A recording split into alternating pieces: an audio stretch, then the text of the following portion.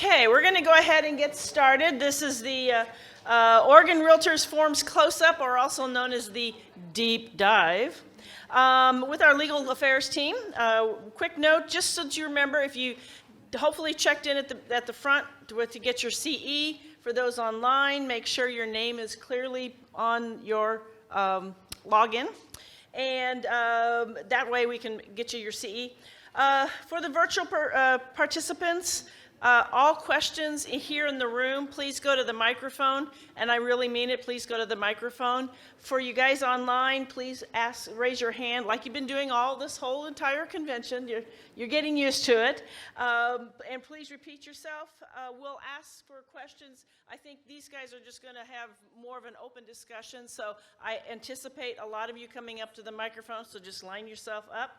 And so with that, I think I'm back to Jeremy and Nick. To you. Yeah, thanks everyone. I'm just going to turn it over to Nicholas. Nicholas is going to walk through presentation on the forums, and then we'll open it up for discussion and Q&A. If you haven't had a chance to meet Nicholas Peasley yet, our new staff attorney, he's wonderful. Has done wonderful work on these forums, and I hope you get a chance to chat with him offline as well. Thanks, Nick. All right. So just so we all know, this is the maiden voyage of a discussion of actual depth on the forms outside the forms task force. So bear with us and be nice. We're fragile people. So to start with, this is actually our forms library as it stands at present. If you can't read this, it's because it's tiny text. You'll note on this that it wanders its way through like 1.1, 1.2, 1.3, and so on and so forth. The 1 point some odds are things that deal with essentially the offer itself. That's the base offer piece. So you've got a residential PSA as 1.1, purchase and sale agreement, commercial purchase and sale agreement, manufactured home and floating houses, vacant land, agricultural land. We also have right to first offer and right of first offer addendum and a right of first refusal. Those are things that modify. It doesn't exactly modify an offer. It's literally just a separate contract that locks you in for certain things. We can talk about those in more depth, but they are relatively finicky documents, and I figured as a broad overview of kind of the depth of the document, let's go into the purchase and sale agreement and some of the pieces of that, as well as a handful of the addendum. And then at the end, if people have requests, we can go into some of the specific documents, and we can pull those up and chat about what they do and how they work. The 2 point whatnots are various addendums that go to the agreement, so counteroffers, backup offers, various addendums that allow attorney review, contingency addendums, waivers, releases, that sort of thing. 3 point some odd is the disclosure statements, so seller's property disclosure statement. If you're using agricultural land purchase and sale agreements, we have a separate disclosure statement that has additional disclosures for agricultural land, so things that ag people will want to know, we'll get into that. Same is true for vacant land. 5 point somethings, or I guess I should go to 4 first. 4 point somethings are things that modify the actual property itself. It's a contingent or an element of the property. The property type is modified. So your property is historic property. It just is historic property. So you don't need that addendum unless it's historic property.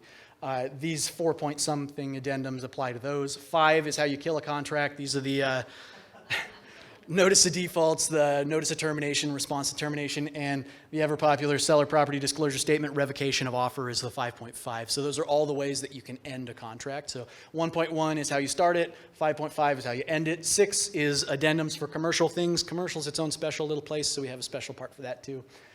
7 is things related to tenants. We may move this leased and financed equipment addendum over into the disclosure section.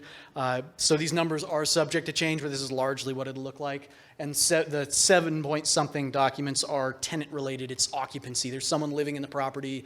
It's being used for commercial farm, grass farm purposes or something like that. 8.2, 8.3, that's seller carried finance documents.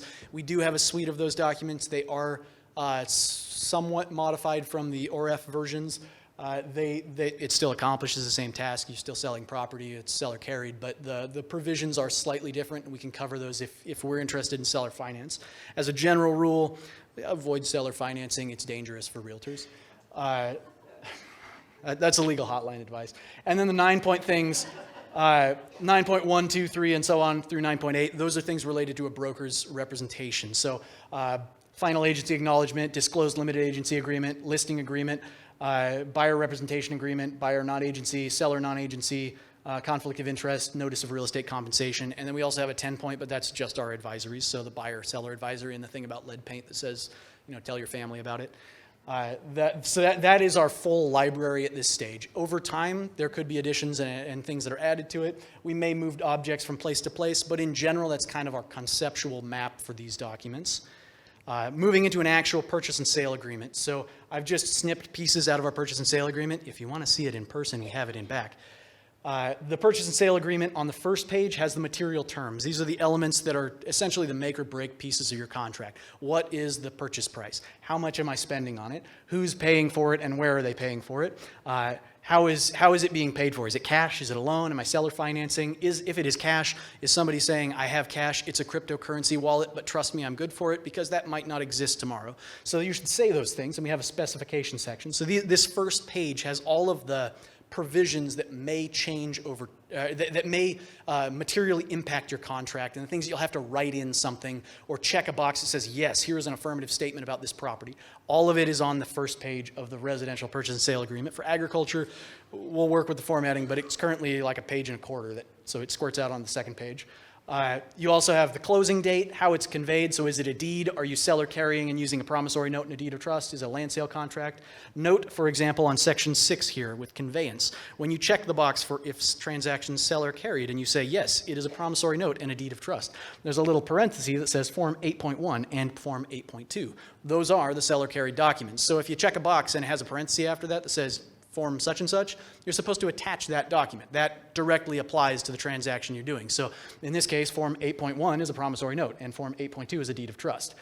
For example, on closing, you'll say the closing date. If the possession date is different, you might have a different circumstance, and that's when you'd apply Form 2.16 or 2.17. For example, if your buyer is moving into the house before you actually have your closing date, they become an occupant for 20 days before you close, we have a pre-occupancy agreement. If your seller is moving into the house for a month or two after they moved into, or they've sold the house, we have a seller post-occupancy or post-closing occupancy agreement, and those are the forms that are referenced here. So on the first page, every time you're modifying your document, you would need to bring in an addendum. It tells you, bring in this addendum. If you're checking this box and you see the word form such and such, grab that form out of the library. You're going to need it for this transaction. Included items, if you have escrow, you'll put it here. If you have fixtures or personal property, you'll put it in this section. If there's an excluded fixture, so if you want to, cut the drywall out because it's important to you, you can note that and take it with you, but you need to note those things, and so you put that all on the first page. If you can't fit it on the first page, you can always put it on a general addendum, but real estate is a tight market, and especially true on forms, so we don't have that much space to give you like 20 lines to put down all your excluded fixtures. So there is the need for additional addendums if you have an extremely specific contract. If your home is a new construction, you note that here and you add a form. If you have tenants and it's so for example, if buyer is using it as an investment, they have tenants and they just want to rent that house out to somebody and immediately become a landlord, we have a form for that. If the answer is no, it doesn't, or the buyer doesn't want to use it as investment property, but it does have a tenant in it, we have a form for that too, which is a situation where the buyer basically says, you got to get the tenant out of this house before I move in.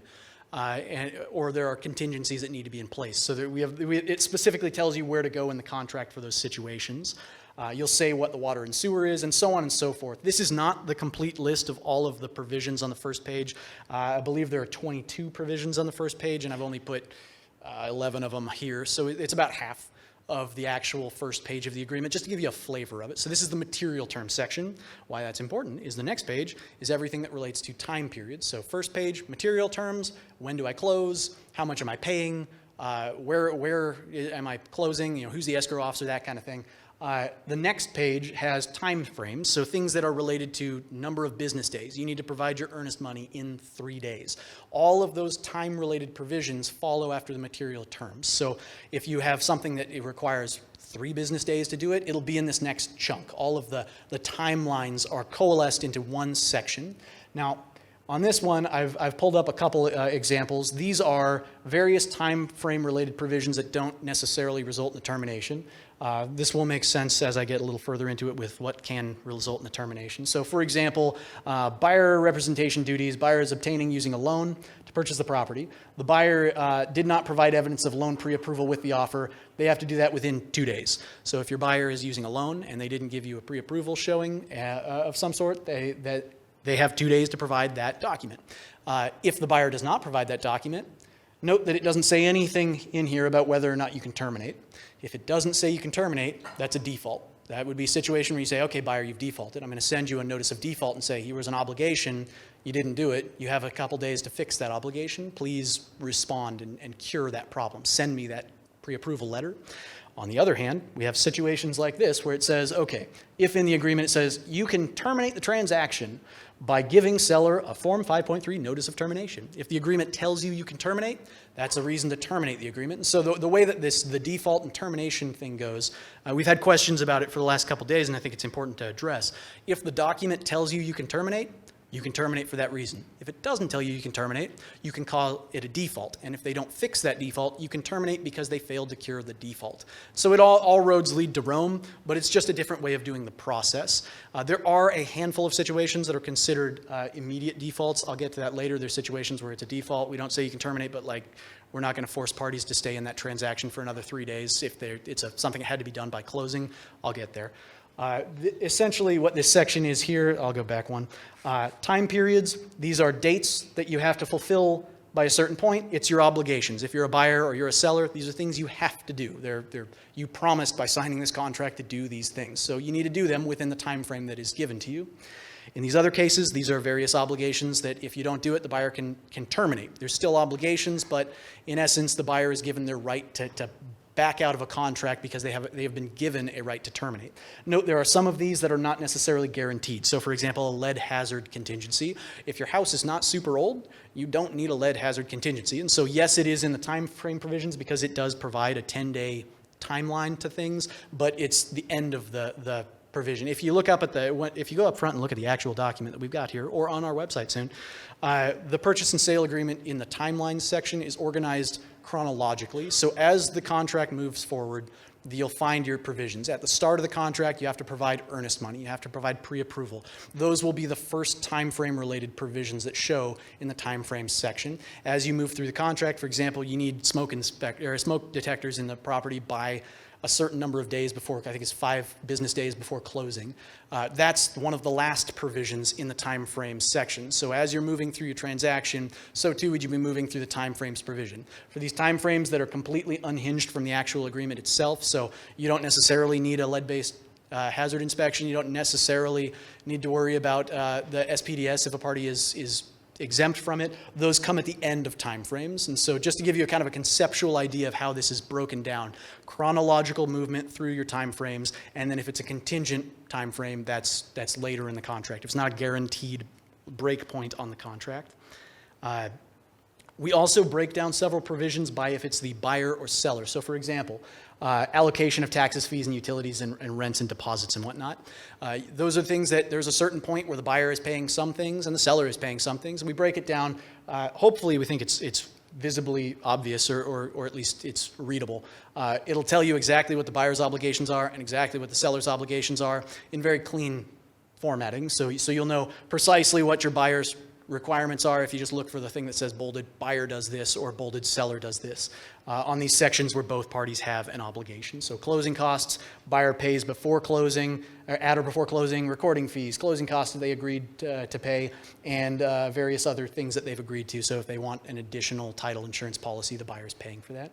The seller, by contrast, will deduct from the proceeds of the sale to pay their various things: owner's title policies, seller's recording fees, costs of clearing liens and whatnot off the property. So we distinctly state what your obligations are, and hopefully your buyers, if you're a buyer's agent, you say, see this section? That's you. And if you're a seller, that's you. That section there. So make it a little simpler to just point things out for the client. There are defaults now. This is one of the big changes that we are kind of not rolling out. It exists in contract law, and it's the way things are done. And typically, this is the way the legal hotline would tell someone to deal with something. But this is the way a default is supposed to work. Unless something says it's an immediate default, so Section 50, if it is not an immediate default, it is a curable default. If the party is in violation of an obligation and they don't have a remedy, let me back up on this. Curable defaults are defaults that can be fixed at any given time. If a party is in violation of one of their obligations, so you need to provide me with notice of something, and you've given them a Form 5.1 or 5.2. Those are the various notices of default. One is for buyers, one is for sellers. So you give them this form and say, you're in default. You need to fix this thing. At that point, if the party has gotten that notice and they've been given a cure period, a time frame to fix that thing, and they don't fix it, that party is now in default. So they're not in default until they actually fail to cure the object, but you give them a notice of default saying, hey, heads up, you will be in default at this certain point. And so that's the concept for a notice of default. During this cure period, so you give them this form that says you can fix the problem. You have 3 business days. You can make it more than that. So if somebody says, I need 8 days to get an inspector, it's crazy out there. You can put in 9 days as your cure period. You have 9 days to get this thing fixed, but 3 is the baseline that exists and it can't go lower than 3. During that cure period, the defaulting party may attempt to resolve all the failures to comply or provide assurances that they will resolve any of those failures. So if you say, buyer, you're in default, you need to provide me this notice, and the buyer's response is, actually, I sent you the email last week. I did. That's a reasonable assurance. The buyer has provided an assurance that proves that they have fallen back into compliance. And so it allows parties to essentially, without hitting the termination button, you can get an answer out of someone within a few business days because the default exists as kind of a hanging velvet hammer. It's a fun phrase. I've just started using it, and I've used it way too much recently. If an obligation or contingency grants the buyer or seller a right to terminate, so if in this agreement it says, if you do the following thing, or if the other person fails to do the following thing, you can terminate, you don't send a notice of default in that case. So if you're allowed to terminate, you don't say a default. You just terminate at that point. So if it says, within the first 10 days, the party has to do this, and if they don't, the buyer is allowed to terminate. You don't send a notice of default when you're allowed to terminate. You just terminate in those cases. And so it covers kind of all the bases. There are a few instances where you're specifically allowed to terminate or default, and I'll go back to that slide to explain that after I hit immediate defaults and kind of explain that next. But if it doesn't give you the right to terminate, you would say it's a default. If it does give you a right to terminate, you wouldn't say it's a default. You would terminate. So it's a bifurcated path that you can take. If it says terminate, you may terminate. If it doesn't say terminate, you may default. But don't try and mix the two together. It just creates problems for the legal hotline. Not that we like supporting you guys. We do.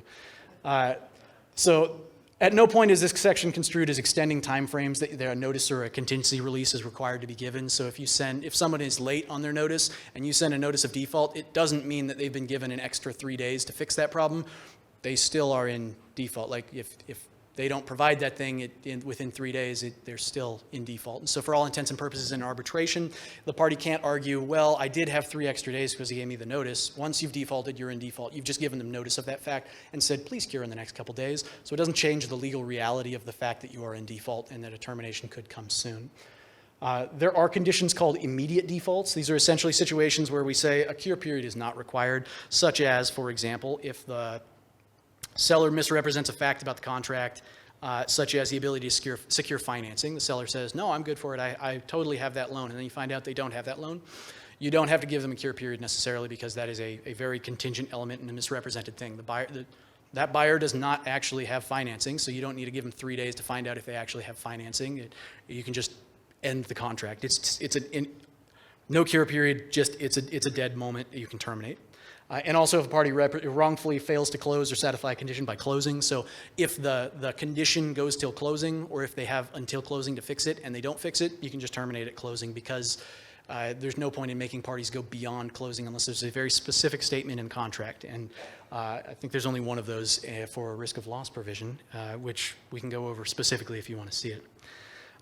With regards to, sorry about bouncing through the contract a couple times, the one section that is a termination or a default, this is one that it's somewhat of a new concept. In earnest money deposit situations where the buyer has not deposited the earnest money, so buyer never gives you the earnest money, the question is, what do you do then? This is one of those cases where the seller then gets 2 business days after the end of that 3-day period. So buyer is supposed to deliver earnest money in 3 days. They don't. Day 3 has hit and there's no earnest money.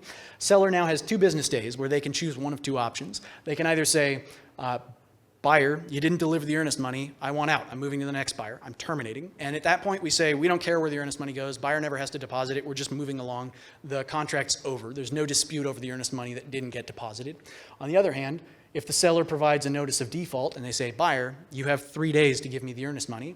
If the buyer does not provide the earnest money, seller is expressly provided with the right to bring an action against the buyer in some sort of a dispute resolution, small claims court, arbitration, that sort of thing, to recover that earnest money. So it gives you a cause of action against the reticent buyer because you've given them notice. Essentially, if the buyer is derelict on their option to provide earnest money, and then you say, you've got 3 more days, please provide it, and they still refuse to act, the buyer is now, there's skin in the game. There's a penalty for that buyer in that instance. And we find this to be a reasonable way of doing it because the seller can make their option if the market is hot to just move out, or if the market is slow, parties are supposed to adhere to the agreements they signed to. If your buyer didn't want to sign the agreement and provide earnest money, they should never have signed the agreement in the first place. That's simply a stance of essentially contract law. You should have good faith when entering contracts. And so having this two-pronged approach to a termination or a default allows you essentially one more tool for responding to these situations of a reticent buyer who fails to provide earnest money. With regard to termination, this is the other section. So this is in the contract, first page, material terms, second, third, and part of the fourth page is time-related provisions. Fifth, sixth, seventh, eighth, ninth page are various provisions that you shouldn't be modifying or that your client won't be modifying. So, for example, you don't want to have a situation where your client goes, I don't really like this default provision. Let's just scratch that out of the contract and move forward without it, because that's practice of law. You're very actively changing that contract. And so these provisions that come after the timeline-related things are the areas where we say moving this needle on this document here would be likely practice of law. And so they're coalesced into the pages that follow the timeline section. So this termination provision is in there. You don't want to modify this one. It exists for a reason. Essentially after a curable default does not get cured, or an immediate default occurs, or if the contract lets you terminate for whatever reason, you can send in a notice of termination that says the contract is terminated. It's not an agreement to terminate, it's simply a notice, because once you send in that notice of termination, the contract is over at that stage, and you're just trying to figure out what happens to the earnest money. That's the way contract law looks at termination. Once you send in notice, it's over, and so we don't have an agreement to terminate. The party can simply move forward and figure out what they're doing from that point onwards, and we have documents to assist with that moving forward.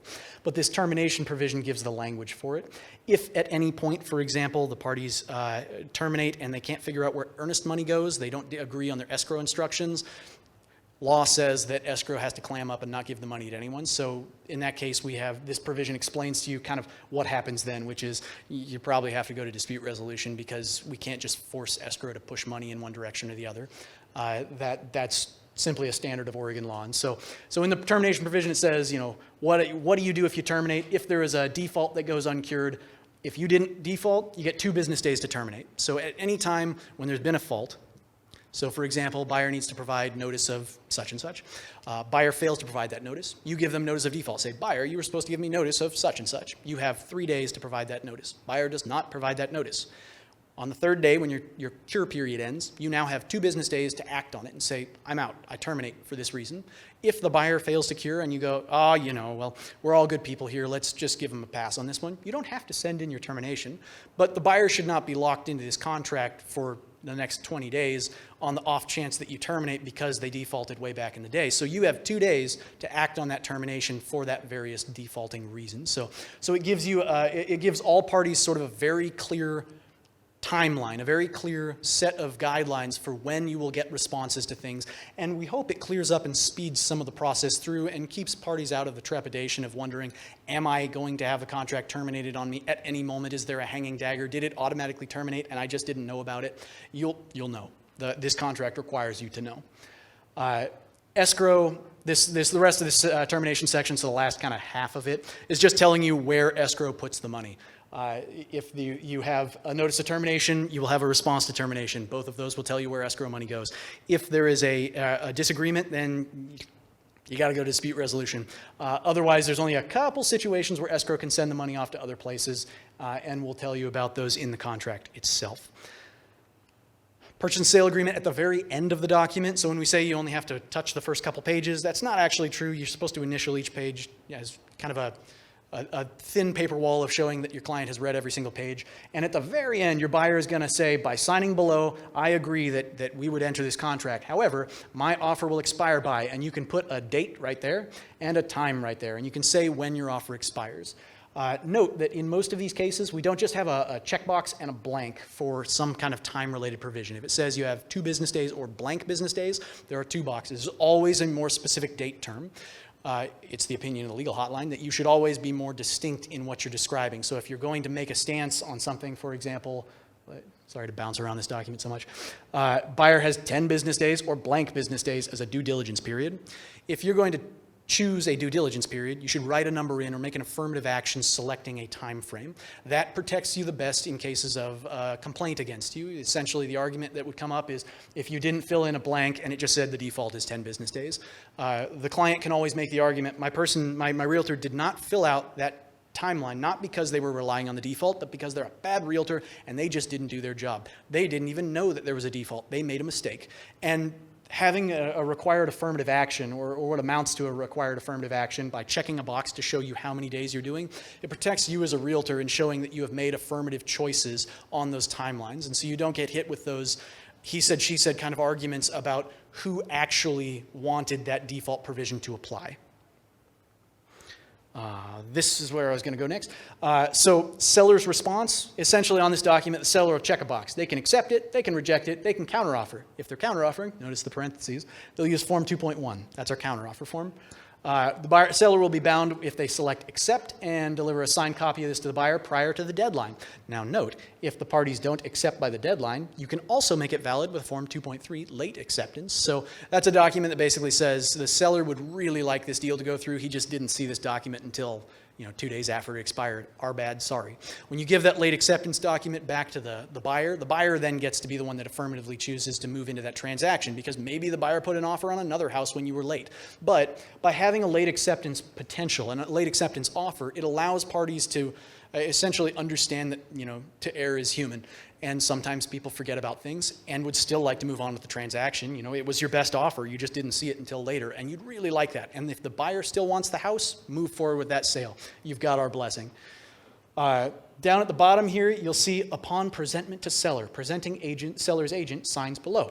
This is a section where you can show that you have presented the offer. That is occasionally an issue where you can't really prove that you presented it. Well, this section right here, that's your proof. You signed it on this date, you showed it. If you didn't present it and you signed this section, that's a whole different problem that the legal hotline will slap your wrist for. That is a misrepresentation. So only sign this when you've actually presented your document. But with this here, you can then show, hey, office or complaint board or whatever it ends up being, I did present this offer. In fact, I signed it right here and I can prove that. Question?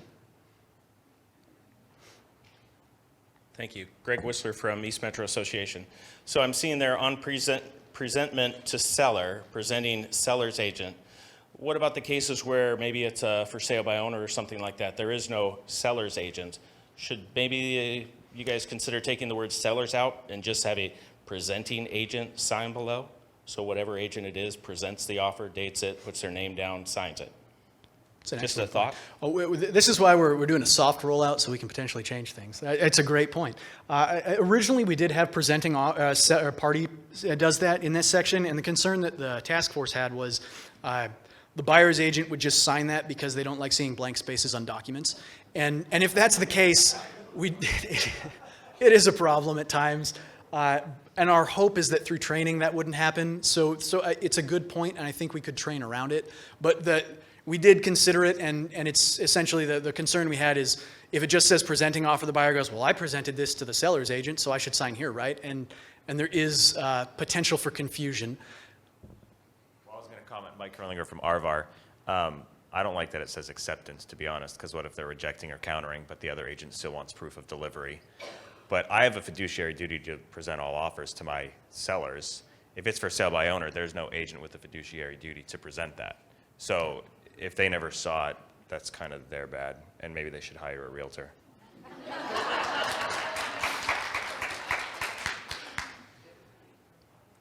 Patrick Eiler, Rogue Valley Association of Realtors. So I'm just a lowly scriber, and if I have worked with clients of different sophistication levels, and let's say that they want to make a change of the pre-printed boilerplate, like you were talking about the termination section, don't mess with it. What if they want me to mess with it, and what if they provide the language to do so? You should be very cautious about accepting that, is what it comes down to. Essentially, modifications to contracts should only be done essentially by an attorney. If the client comes to you and says, oh, I want this provision in there, that's not necessarily sufficient, because the client could say something like, I also want to be knighted by the Queen of England, and it doesn't mean it's going to happen. The fact of the matter is, you shouldn't modify forms or contracts without essentially the legal advice behind that modification. And so if the client says, this termination thing is great, but I also want to modify it so that it terminates on the 5th of July, just in case, because maybe I want a reason for that. You can put that in a general addendum, but it should also just be vetted by an attorney at that point. So these forms can be modified, but it should be modified by an attorney if it's changing material provisions. If it's something like 10 business days for due diligence or 8 business days for due diligence, that is something that we generally consider to be within the practice range of kind of real estate activity. But something like we decided to put in a new provision on the contract that suddenly allows digital signatures on a different platform because, I don't know, the kids are all signing it on TikTok these days or something, that would be an issue that isn't necessarily vetted by an attorney, and it could create legal quandaries for you as the agent, as being the one that essentially approved that language. Okay. All right, thanks. Thank you, Deborah Gisrael. I agree with the word acceptance, that you might want to put in there response, presented for response, or just presented. And then don't we need a time on there where it says date? Shouldn't we have time, since somewhere it refers to 5 o'clock? I think that's a good change. We Yeah, can I make think those we need to changes. have time in there. This is probably a good idea to plug Pacific our website. time. On Pacific time. orforms.org, by the way, we also are going to have a section where people can provide commentary Yeah. and send emails to us for things like that. And the main reason is we've had probably close to 120 eyes on this thing so far, but as of next week, we'll have 18,000 potential eyes on it. And there's one thing you'll find is no matter how much playtesting you do on something, as soon as you show it to the public, they find something that needs changing. Well, So- I was on the task force and it never occurred to me. So I give Eva the credit for bringing that up, because it got by me too. So. Yeah, it's a good change, and this is why we're trying to soft roll out this guy. Christelle Wise, Central Oregon Coast Board of Realtors. I work with retirees, and so I'm concerned with just when I have to print things and have wet signatures. I like that for the readability, it's great, but a formatting question is like, can I print this so it's bigger? So when I'm dealing with a gentleman that has had cataract surgery, because I can tell you right now, the buyers and sellers sign, that is not large enough for signatures for my retirees. Sure. Yeah. There's nothing different about our form in terms of like printing. I mean, if you print your form, Jeremy. you can print these forms. There's nothing. You want to say that to the microphone? Yeah.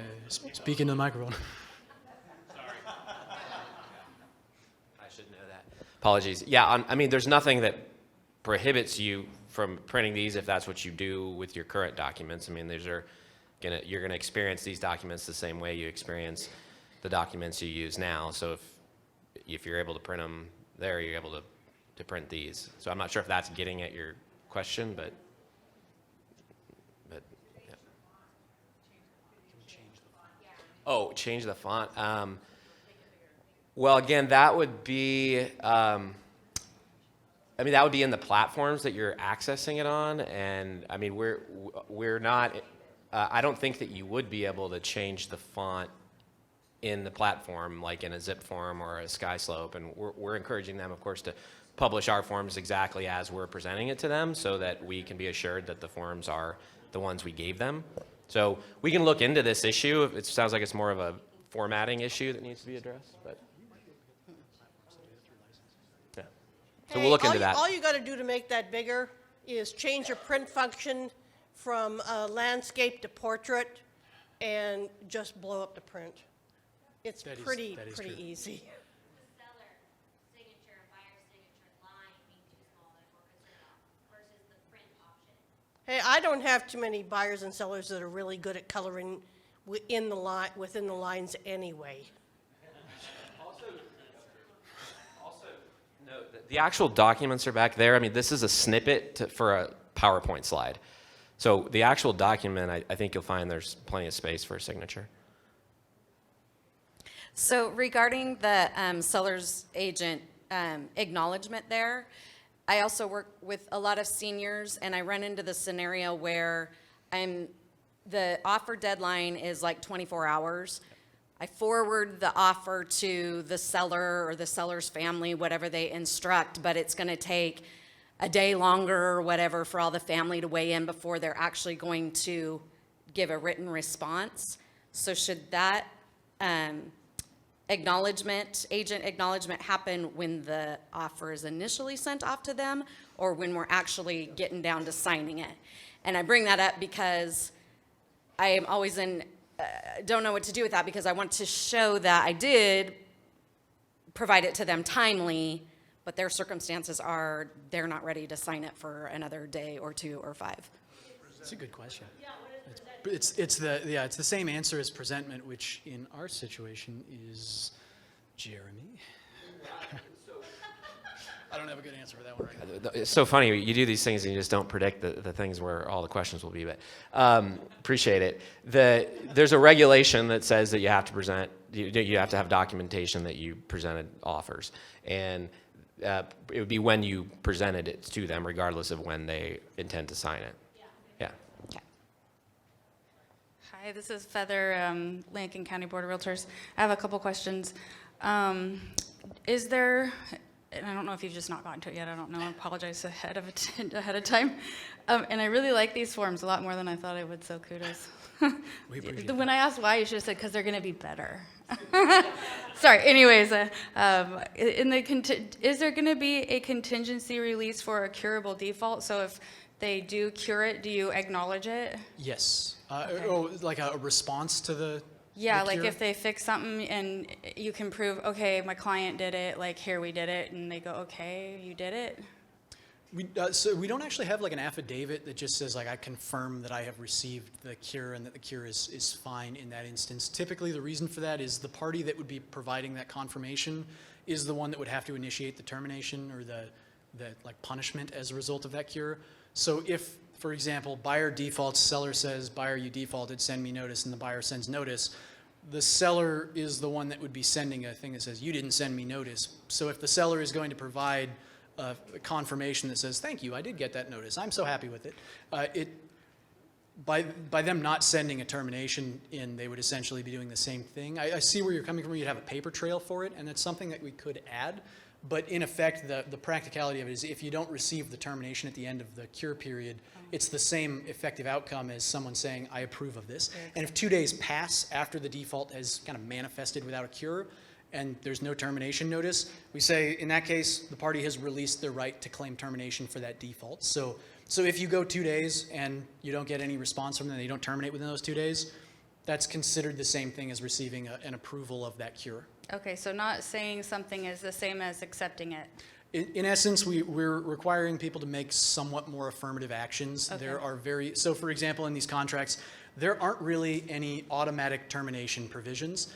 The contract does not just die on its own. You have to act your way into that. And so it does put the onus of actually opting into a termination on the party that wants out, Okay. which it is a change, but we think that's a regular way for how the process works, because if someone wanted to terminate, they should use that termination. If they in this case, what we avoid is accidental automatic terminations, where the parties go, I know we accidentally terminated, but let's just wink and not move forward with that thing, and with the contract still working. That doesn't occur at this stage. You have to actually move into it. And if a party did want to terminate, they should send in the termination notice. It should be an action they take. And so you said, and I just want to rehear it, you said that you cannot have it no less than 3 days. So it's 3 days, you can't say you have to cure this in 2. Correct. Okay. Our concern was that if we put a blank space in that just It said would less be than like 3 days, tomorrow. people would say, you have 0 days to cure. Yeah. Oh, you didn't, great. And just move forward with the contract. And we were trying to head that off at the pass. Yeah, no, that's smart. Oh, one more follow-up question. So with these types of language and inferences, does this imply that time is of the essence is gone? Time is of the essence is still in this. However, what time is of the essence generally does is it makes the time frame provisions what amounts to material. When we say material terms in this slide presentation, they're not actually labeled as such in the contract. What ends up happening with time frame provisions if you don't have a time is of the essence provision is a party can argue, well, okay, so I breached the contract and I was supposed to deliver it by Wednesday and I didn't, but you know, Wednesday's the same as Friday and that's the same as next week and it's not really that bad. And when you have a time is of the essence provision, it says, look, if you didn't deliver it by Wednesday, I have full rights to end this contract now. You don't have to. Because even though a material term is breached, you don't have to bring your termination or bring your claim of default. And we can always overwrite sections of the, when there's a broad provision like time is of the essence, the way that you write the contract can overwrite that broad provision. So in general, what we're saying is you always have a right to terminate if someone fails their event, a time frame based event. However, we also put in there, if you're going to terminate for a failure of a time frame based event, you should probably give this notice provision to give them a chance to cure. Okay. And so it doesn't mean that time is not of the essence. It just means it's of the essence plus a cure period. Okay, cool. Thank you so much. Julie Gilbert from Mid-Columbia. So one of the things that I had liked about the other formed company that they recently changed was this part of the presentment. They changed it to, this offer was transmitted to seller for signature on such and such date.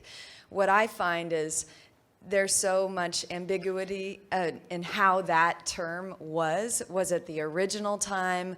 Was it the time that you actually sat down with them?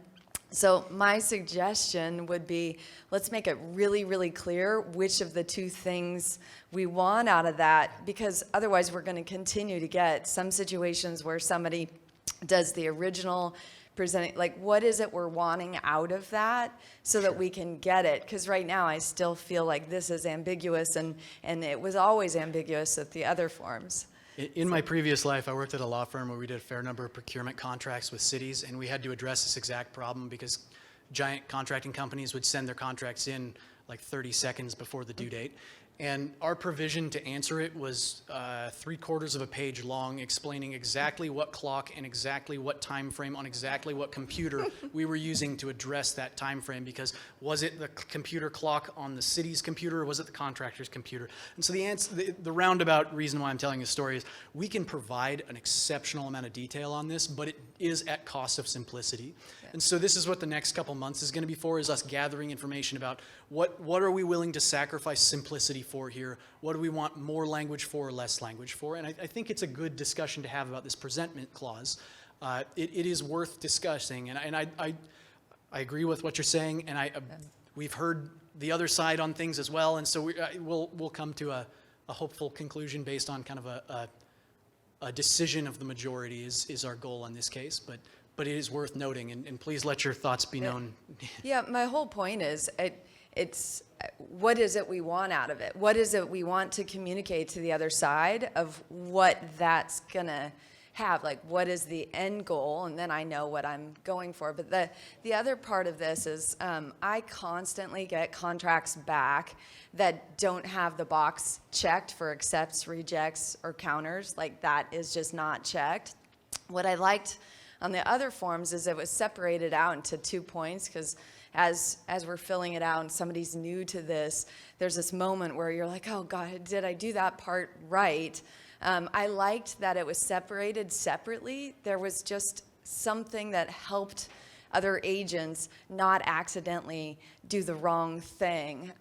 For new agents, for people in a hurry, I liked that it was broken out. And I might be the only one, but I liked that it was a separate thing. Now, certainly it makes the contract longer, but anyway, just 2 cents. It is possible this contract will be longer by the time we release it too. If the membership requests a longer contract, we can make that happen. I guarantee there are things we can add. We have a question on Zoom. Question on Zoom from Donald Falk. Thank you. Couple of questions, and what I appreciate this presentation, but I also feel what is not here is a side-by-side comparison of what we are all working with now and what this, what this forms evolution is going to do. What's not being addressed. I appreciate what the person that stood up just a moment ago said, what's the cost of simplicity? I thought that was interesting. And what is the end goal of this? We're not seeing a side-by-side comparison of the forms that we are currently using versus what's going to be launched at the first of the year. So I need to bring that to, that's what I'm thinking. What's the difference? What's the enhancement? What are the improvements? Well, I mean, so we have an hour today, and we can do more of these, and we're doing open houses every Friday, and we're scheduling brokerage briefings, local association briefings, so we'll do a lot more. Yeah, so we can walk through every difference, or we can focus on some of the highlights. We only have 15 minutes left in this meeting, but so we can't do that here, but we will have ample opportunity to have that conversation, including whether we're just highlighting the main distinctions or going through every single distinction. We have the materials prepared to have those conversations. Yeah. I have to comment that everything seems to be about a default or a failure or something. All of these are concerns in a real estate transaction. I get that. But just wondering, well, in my opinion, I would appreciate seeing a side-by-side comparison. We can do that in an individual broker briefing as well. At present, I've only gone through 7 slides of the actual purchase and sale agreement, and it is 9 pages long. So there are wide swaths that we don't have up on this, and I'm trying to just kind of hit broad strokes, but I do appreciate the concern. And we can schedule a specific meeting with the brokerage where we can go over like a literal side-by-side comparison, permitting, if we're permitted to, I guess. But, Thank you. Hi, Kristen Smith, Willamette Association of Realtors. So when we're talking about defaults, this implies that we are imposing additional time periods beyond what was already agreed upon in the sales agreement or other addendum. How many shots does an offending party get to cure something? This could drag out closing and loan locks unnecessarily. And to compound that, what happens if the seller's in default and in those 2 days, the buyer has to pay to extend a rate lock? So let me zoom through some of these slides to get to something sort of answer the question. The answer is how many bites at the apple does the defaulting party get? That's up to you is essentially the answer that comes in this case. If you claim that they are in default and you've given them their cure period, at the end of that cure period, you can terminate the transaction. So they only get 1 bite at the apple when they've failed their contract, if they've defaulted. However, you don't have to claim that. So if you want to give them multiple chances, that is available to you. You just don't have to bring that notice of termination. But as a standard, if you provide a notice of termination, you've ended the contract. So once you've done a notice of default and it goes uncured, you've unlocked your ability to use a notice of termination. And if you send that, it's over. They got their 1 shot. If you want to give them 3 strikes, or if your brokerage says we have a 3 strikes rule on defaults, that you can do that. But that's an individualized decision, and your client should probably make that choice as well. As for, what was the other part of that question? Additional cost. So, Or additional timelines.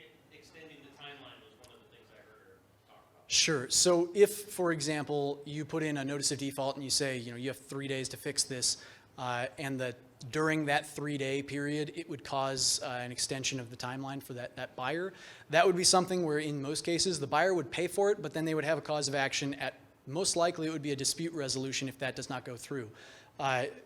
We can't necessarily require a default or derelict seller to pay those costs. So, if the seller just goes radio silent all of a sudden and you can't contact them, we can't force the seller to pay those rate lock expansion or extension period timeframes. So that cost will still always fall on the buyer. However, you do have a cause of action in a dispute resolution in those instances to address that concern. And that would be, it's not the greatest thing to say your buyer would have to go to a dispute to get that out, but that's the clearest path that there is to, without creating somewhat unwieldy process that exists for these kind of fringe situations, not fringe situations, but to make these situations where money is on the table past default. We'd have to create quite a bit of an additional process to make that situation apply. We can do that. We can add those sections. Again, it's the simplicity versus length of contract. The comment that we got a fair amount for the forms task force was make it not a giant contract. So we can add that in if the membership demands it. Hi, John Hoops from the Eugene Realtors. I heard one of you mention that there's language that the smoke alarms will be installed within 5 days prior to close, something like that? Yeah. Did I hear that correctly? And I realize that appraisals are floating dates, but I'd love to see something like at least 2 days before the appraisal is scheduled, or no later than 5 days before close of escrow, because so many of them get called by appraiser, and that puts the onus on the agents to make sure that everybody knows when the appraisal is. But I'd love, if you could address that, that would be helpful, I think, to the realtor community. Nicholas, I think I also saw on the first page a letter of intent. Yes, we have a letter of intent. And I used to work with a guy who did about half residential, about half commercial, and I read his files. He wrote a lot of very stellar letters of intent. Can you, if that's part now of the residential scale agreement, I'm very frightened. It's not part of the residential sale agreement. It's a Okay. separate agreement. It's not even necessarily an agreement so much as an understanding between the parties. So it is a tool you can use to basically say, here are the material terms, it's non-binding. If we agree to these non-binding terms in this letter of intent, then we can say this is great, and at a later date we'll enter this sales agreement and make this thing work. But the only binding terms are the confidentiality and the various ones that are typically binding in a letter of intent. So it essentially creates the ability to test the waters with the other party with a letter of intent on a 3-page document rather than a 30-page document that has all the addendum and all the waivers and all the things attached to it. Okay, because I can see in the slow market, it'll be like the TV shows. Well, would you take this? Well, I don't know, maybe they'll take that, which isn't how real estate works at all. We know that because we have to put things in writing. And in a hot market, would I want to send a letter of intent when we really wanted to get an offer? And I'm just kind of confused about why we're stirring the letter of intent into residential practice. So, comments, thank you. I just want to jump up and say, the letter of intent, is something that's requested for commercial transactions, and it may be for farms and ranches and larger purchases. And if you look at the document and the types of things you can spell out on the letter of intent, it's mostly related to those things. Could someone choose to use it for residential? They could, but we're not designing it for that purpose. We're designing it because people who do commercial and farm and ranch had requested that we include a letter of intent in our library. I frequently, Margaret Page, Tillamook County Board, I frequently, in residential transactions, use letters of intent, especially when you're not quite sure how the seller's going to react to this offer that your buyer wants to make. Our time is valuable. I'm going to go rogue on this presentation for a second and pull up the letter of intent. Bear in mind with me here, people, that this is a red line version, so I'm going to take away the markups so that we don't have that problem. This is our letter of intent. It essentially says, you can say what type of document or property you're dealing with, and whatever that property is, it's got a little superscript number that will attach to certain provisions. And so you can say, okay, non-binding provisions.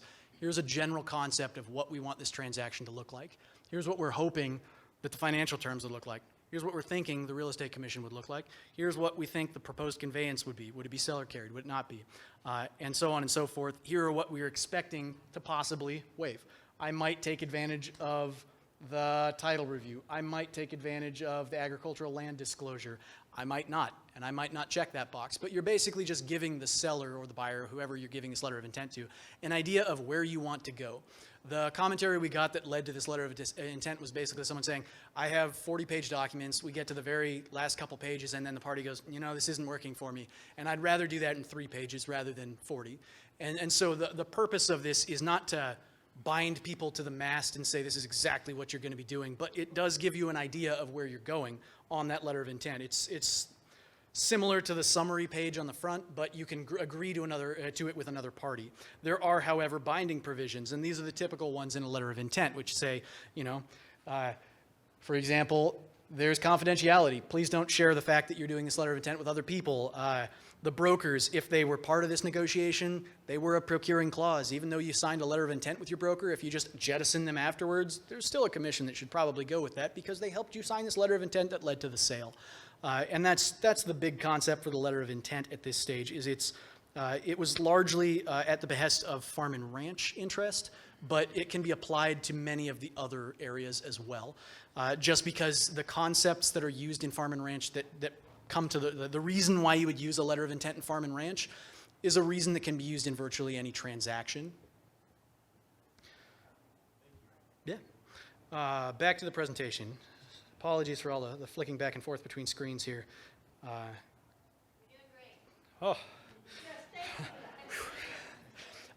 So there we are. Oh, go ahead. Oh, just real quick, George Perkins with East Metro. The broker that brought up the point of having a side-by-side comparison, I think, is really critical. I just want to throw that in before we go too far. I mean, today I get 4 offers on a property. They all start at base. They're all at the same place with the form. Yep. All things being equal, we'll create an offer comparison sheet. We'll compare the offers based on what the buyer's offering.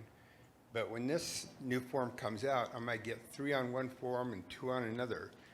And I've got to be able to show them the difference between the offers based on the documents.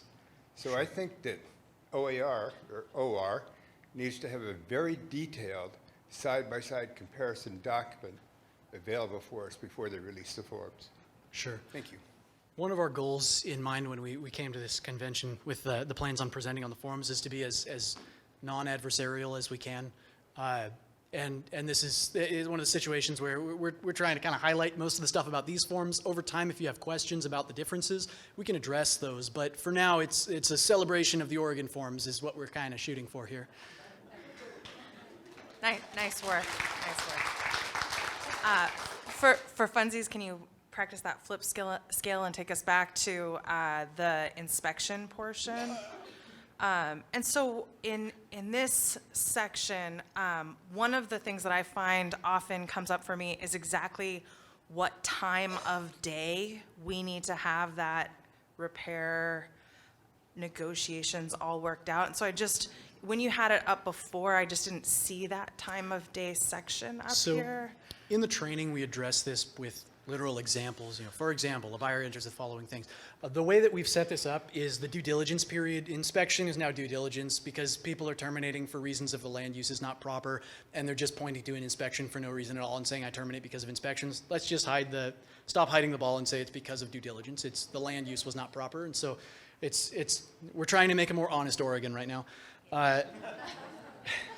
So during this due diligence period, let's say you do a typical one, 10 business days. You have 10 business days as the buyer to get everything figured out, to get the repairs addendum signed, to get all those things figured out, and also 10 days to terminate. So if by the end of that 10th day you haven't terminated, you've released your right to terminate. So what this means is you'll probably want to have that repair addendum signed and gotten to you within an hour or two before the end of that final day, because at that point you're going to want to send in your termination. And so what I have discovered is that people don't have the same definition of when the end of the day is, right?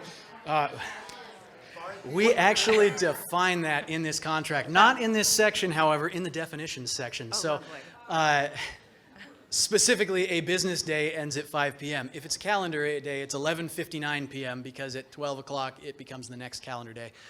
So if you see 11:59, it's not because we're just trying to put like an arbitrary number in there. It's because literally at 12 o'clock, the clock turns over to the next day. So if it's business days, 5 p.m. is when that ends. And that's 5 p.m. Pacific time. So, if you've got somebody that you're working with that lives in Maryland, then they just need to, do subtraction, essentially. Or addition, depending. For better or for worse, this is a place where another blank line, just because this is a place where I feel like I'd like to pretend it's not contract law. If I have a buyer whose work schedule doesn't allow for them to sign something until they're off work at 6 p.m., like just having a little more flexibility about being clear timing-wise would be fantastic. That's my one lobby here. Sure. We're out of time. We are out of time. I promise you people, I had a bunch of other provisions to show you. I had frowny faces on stuff. I had stuff about defaults. To be honest, I thought this was going to go like 10 minutes, and then we were going to blast into like a half hour of me just trying to crowd work. And you all have very good questions. We're going to post these online next week. Not specifically these slides, but the actual documents and the forms themselves will be on www.orforms.org, or if Jeff said, you can just write orforms.org, and that generally works. And we will have these online. We're trying to get people to sign up for broker briefings where we will have Jeremy, myself, or potentially Jenny, or possibly various other people, once we get them trained on how the forms work. We will have people come out to your places, and we will literally have them explain things to you, exactly the questions you want to ask. Those will be the things we'll try and answer in those briefings.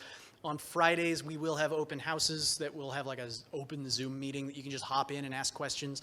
So once you see these documents, as we've seen, there are questions that arise from them, so just hop in on those Fridays and talk to us. And the more information we can gather, the better. You know, disclosure is always good in Oregon. So don't leave yet. If you were up at the forums, actually went up there, you signed up to one of the prizes. The first one is being given away right now. And we're going to have the forums upstairs until, what, 6 o'clock? Yep. So you can go see them after the sessions and stuff. And the second set of prizes will be given at then. So here. Still get in on the raffle if you go up there. I mean, is it a name on the bag? This is for the messenger bag and blanket. Okay. Hopefully there's a name on the back. Who's the name on the back? I don't have my glasses. Yeah, I don't have my glasses. We have Natalka. Natalka Palmer? Natal. You don't need to be present for that. We'll make sure you Okay.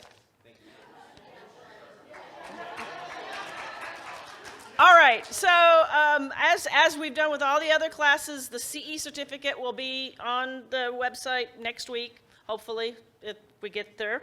And then now we're going to have the economic perspectives and real estate market in the big room. So that's our next thing.